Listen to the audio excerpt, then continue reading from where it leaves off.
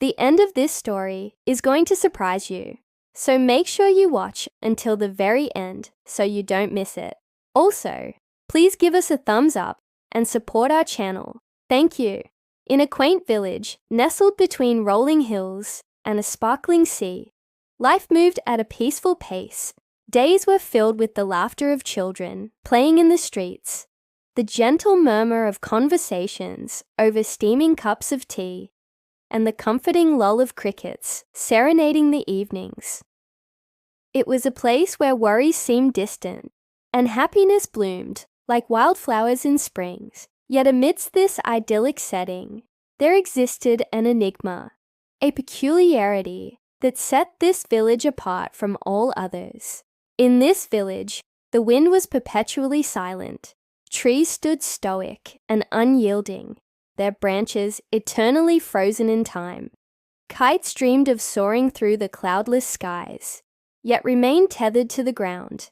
The absence of wind became an unspoken truth, a constant in their lives. For most, it was simply a part of their world, a reality they'd always known. They had grown accustomed to the stillness, finding solace in its predictability. But for a young boy named Elias, the lack of wind was a persistent mystery. Every rustle of leaves in neighboring towns, every tale of wind-filled adventures, carried on the whispers of travelers, sparked a yearning in his heart. He would gaze up at the kites dancing in distant skies and wonder about the invisible force that made them fly. Why did the wind play in other places and not here? The question echoed in his thoughts, refusing to be ignored. As Elias grew, so did his fascination with the wind. He observed the world around him, noticing how shadows shifted and clouds drifted across the sky. He watched the seasons change, feeling the sun's warmth in summer and the gentle touch of rain on his skin. He learned about the world beyond his village, about places where the wind sang its song, and though he'd never heard its melody, he felt its absence, like a missing chord in a beloved tune. Elias couldn't accept the idea that their village was exempt from the wind's embrace. He yearned to hear its music, to feel its touch, to witness its untamed dance. His heart ached for the wind, and he vowed to find it, to bring it back to their silent world. It wasn't just about the wind for Elias. It was about the spirit of adventure, the thrill of discovery, the joy of experiencing something unknown. For him, the wind became a symbol of everything he didn't know and wanted to discover. It represented the world beyond their sheltered village, a world brimming with possibilities and adventures waiting to be unveiled. In his spare time, he drew pictures of windmills, sails, and landscapes where the wind ran free. His art was filled with movement, with swirling lines and vibrant colors that seemed to capture the very essence of the wind. Yet some villagers saw his efforts as pointless, his dreams as foolish, and his determination as misguided. "The wind is gone," they'd say, "and it won't be coming back. Don't waste your time chasing a dream that will never come true." Their words stung like a harsh wind, but Elias refused to be deterred. He knew that somewhere out there, the wind was waiting to be discovered, and he wouldn't rest until he found it. Now, in his quiet moments, Elias delved into ancient tales and forgotten lore, hoping to find a clue, a hint, anything that could lead him to the elusive wind. He studied maps, tracing routes to faraway lands where the wind was said to be alive and strong. He learned about different cultures and their beliefs, searching for a common thread, a shared memory of the wind. One day, deep in the village's heart, Elias stumbled upon an old woman sitting on a weathered bench. Her eyes, though clouded with age, held a distant glimmer, a hint of a story waiting to be told.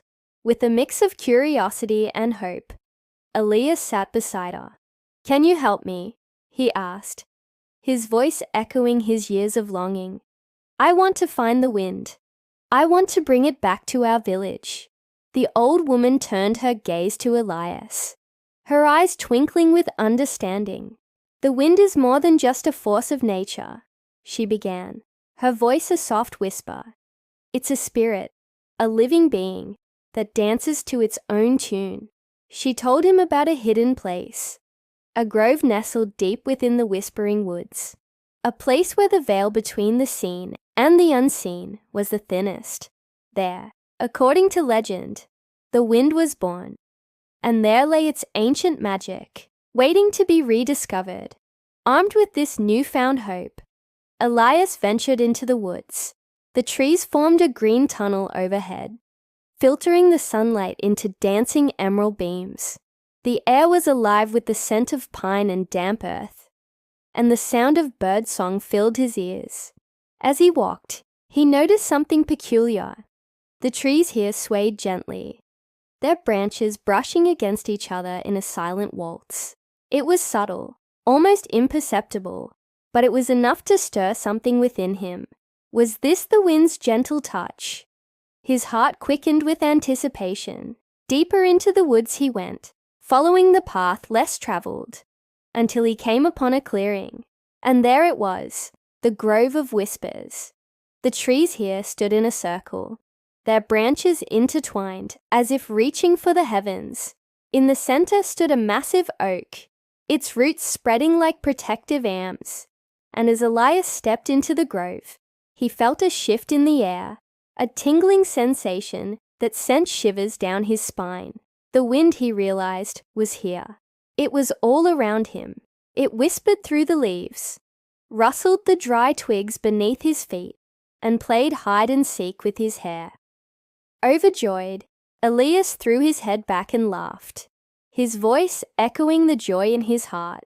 He closed his eyes, savoring the moment, letting the wind wash over him, carrying away his years of longing. Suddenly, from the base of the great oak, a shimmering light began to emerge. It grew brighter, taking on the form of a beautiful woman with flowing locks of wind-swept hair and eyes that twinkled like stars. Her laughter echoed the rustling of leaves, and her smile held the promise of a new beginning. "You found me," she said, her voice like the tinkling of bells. "You brought me back." Tears welled up in Elias's eyes as he realized the truth. This was the wind, the spirit of the wind, and she was more real, more alive than he had ever imagined. Now many years have passed since Elias rediscovered the wind. He is now known throughout the land as the Wind Painter, a title bestowed upon him by the villagers in recognition of his extraordinary feat. They tell stories of how he brought the wind back to their silent world, stories that are carried on the very breeze he awakened.